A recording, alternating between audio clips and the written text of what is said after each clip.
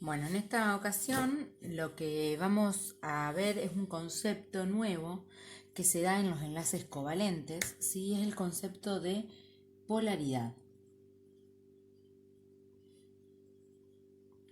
que es muy sencillo porque ustedes ya vieron bien lo que era la electronegatividad que tiene que ver con esto, así que no habría problema. ¿Qué pasa? En los enlaces covalentes, como se comparten electrones, ¿sí? Esos electrones compartidos, digamos, están como alrededor de los átomos formando una nube. Entonces, de acuerdo a la fuerza de atracción de cada uno de los átomos, esos electrones que están en esa nebulosa formando parte de la unión pueden estar más cerca de un átomo o del otro, de acuerdo a la fuerza de atracción que tenga cada uno. Esa fuerza de atracción se conoce como electronegatividad. Ya habíamos visto nosotros, ¿sí?, que la electronegatividad es la fuerza de atracción, ¿sí?,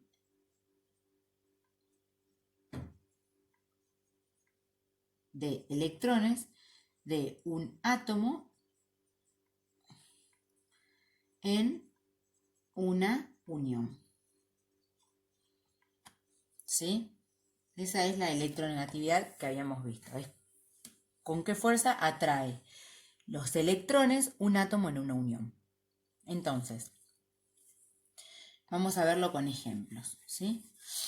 La electronegatividad nosotros, si bien no lo usamos, en las tablas periódicas figura eh, en, en la parte de, perdón, en la parte de adelante o en muchas otras tablas en la parte de atrás. Van a tener que buscar a dónde está la electronegatividad de cada uno de esos enlaces, de esos átomos, perdón. Cuando nosotros nos enfrentamos a uniones covalentes como por ejemplo la unión entre, qué sé yo, el hidrógeno con otro hidrógeno, ¿qué pasa? Cada uno de estos hidrógenos tiene un electrón y tiene que llegar a dos, ¿sí? Entonces, en este caso, la estructura de Lewis sería así. Pero ¿qué pasa? Como estamos hablando del mismo átomo, la fuerza de atracción de los electrones para estos casos, ¿sí?, es igual. O sea, que es como, imagínense como dos personas tirando de una cuerda. Quien tenga más fuerza es hacia donde se va a desplazar ambas. Entonces, en este caso, como están tirando con la misma fuerza, no se mueven, están así. Esto se dibuja como si fuera que yo tengo la unión covalente así y una nubecita, la vamos a hacer verde,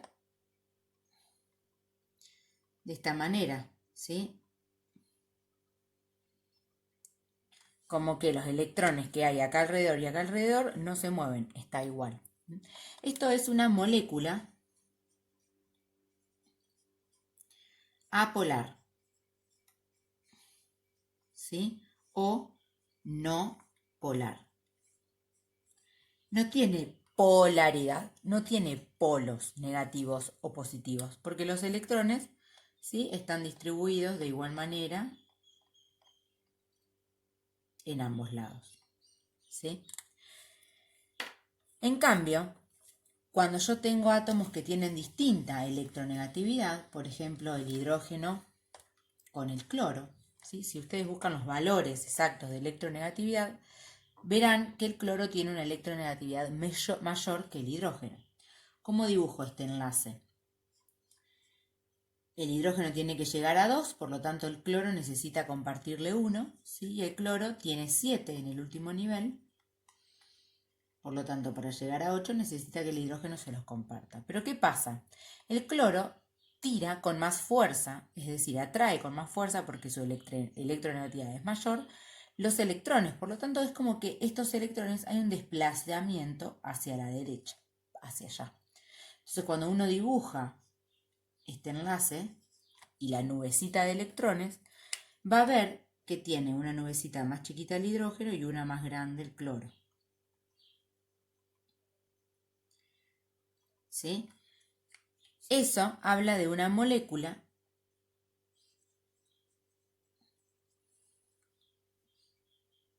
polar. en donde los electrones van a estar mucho más de este lado que de este lado, ¿sí? Y eso genera como lo que se llama un dipolo. ¿Qué quiere decir dipolo? Que tiene dos polos. ¿Cuáles son los polos? Y va a haber como una densidad de carga positiva de este lado, ¿sí? Porque el hidrógeno tiene una densidad de carga positiva de este lado y una densidad de carga negativa de este lado. Entonces, actuaría como un imán el dipolo. Tiene dos polos, un polo positivo y un polo negativo. Entonces, se dibujan por lo general como un óvalo donde tengo un signito positivo y un signito negativo, los dipolos. Entonces, estas son moléculas polares porque hay una diferencia de electronegatividad grande entre los dos átomos que hace que justamente los electrones se muevan y estén más cerquita del átomo de cloro que del hidrógeno. Entonces, hay una densidad de cargas negativas acá porque hay más electrones que de este lado. Bien, hay una manera de calcular la polaridad, ¿sí?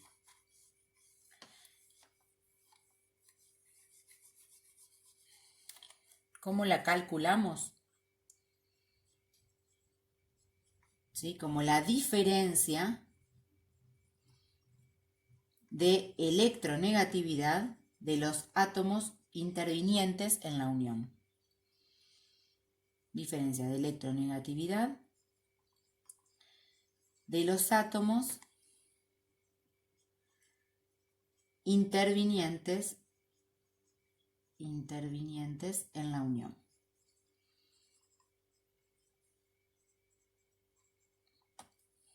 ¿Sí? O sea, yo tengo que hacer una resta.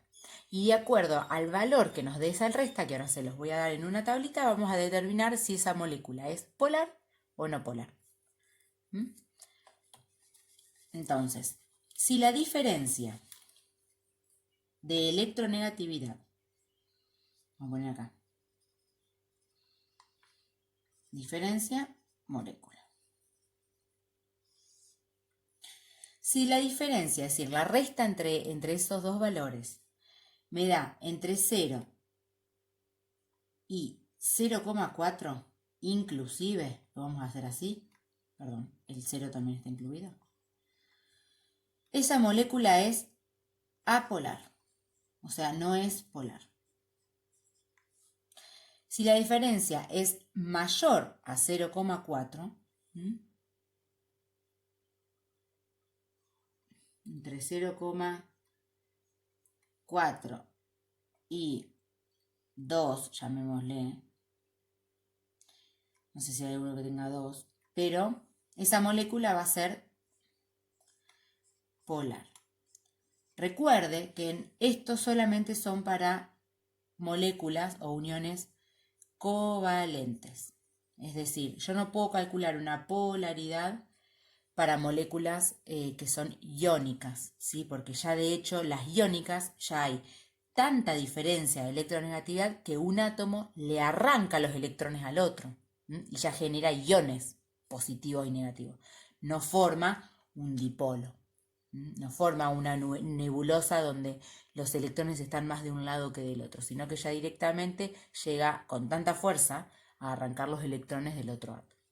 Entonces, polaridad únicamente aplica para las uniones covalentes. Tengamos en cuenta entonces, primero vemos si es covalente o iónica y si es covalente podemos calcular la polaridad, si no, no.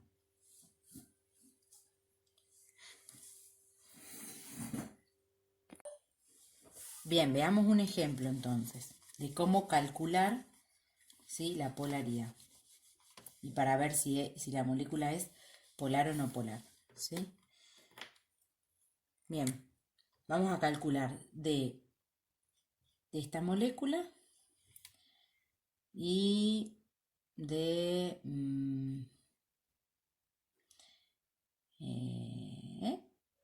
esta molécula y de esta molécula, ¿sí? Sin importar ahora cómo es la estructura de Lewis, ¿sí? Aunque ustedes ya seguramente la han hecho en algún otro ejercicio, ¿sí? Para calcular la polaridad tengo que fijarme solo los átomos intervinientes. En este caso tenemos el hidrógeno y el azufre. Entonces voy a la tabla periódica y busco la electronegatividad de Pauling. En el caso del hidrógeno, ¿sí? El hidrógeno tiene una electronegatividad de 2,1. Y en el caso del azufre, el azufre tiene 2,5. ¿Sí? Cuando yo hago la diferencia entre siempre el mayor menos el menor, acá me da 0,4. ¿Sí? Ahora veamos el cloro y el oxígeno. El cloro tiene una electronegatividad de 3 y el oxígeno de 3,5. O sea que la diferencia acá es de 0,5. Y acá tenemos un solo elemento, pero obviamente vamos a tener que hacer la diferencia entre el mismo elemento, porque no tengo otro. Nitrógeno tiene 3. Menos 3 me da 0. ¿Sí? Entonces, en este caso, habíamos dicho que de 0 a 0,4 inclusive es no polar. ¿Sí? Entonces, esta molécula es apolar. Mayor a 0,4 es polar. Y entre 0 y 0,4 es apolar. Entonces, yo así puedo distinguir qué moléculas son polares y qué no polares. Y todas ellas tienen uniones covalentes porque son todos no metales. Bueno, espero que se haya entendido este tema.